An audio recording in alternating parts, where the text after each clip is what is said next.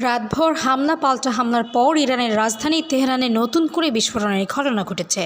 রোববার স্থানীয় সময় দুপুরের দিকে তেহরানে বিস্ফোরণের শব্দ শোনা গেছে বলে ফরাসি বার্তা সংস্থা এএফপির একজন প্রতিনিধি জানিয়েছেন। প্রতিবেদনে বলা হয়েছে, টানা তৃতীয় দিনের মতো ইরানে হামলা অব্যাহত রেখেছে ইসরায়েল।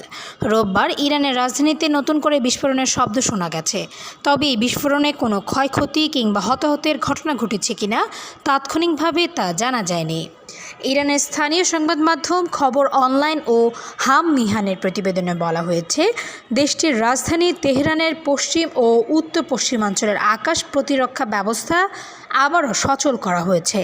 নতুন হামলা মোকাবিলায় ইরানের সশস্ত্র বাহিনী এই পদক্ষেপ গ্রহণ করেছে। এদিকে ইরানের সামরিক স্থাপনার আশেপাশের এলাকা থেকে সরে যাওয়ার জন্য সাধারণ ইরানিদের প্রতি আহ্বান জানিয়েছে ইসরায়েলের প্রতিরক্ষা বাহিনী আইডিএফ। রোববার সামাজিক যোগাযোগ মাধ্যম এক্সে দেওয়া একটি পোস্টে এই আহ্বান জানিয়েছে ইসরায়েলি বাহিনী। এক্সে দেওয়া পোস্টে ইসরায়েলি প্রতিরক্ষা বাহিনী বলেছে, যে সকল ব্যক্তি সামরিক অস্ত্র উৎপাদন কারখানা অথবা এতে সহায়তাকারী প্রতিষ্ঠান অথবা এসব প্রতিষ্ঠান সংলগ্ন এলাকায় অবস্থান করছেন, তাদের অবিলম্বে এলাকা ছেড়ে যাওয়া উচিত। Desk report, সমযোগ।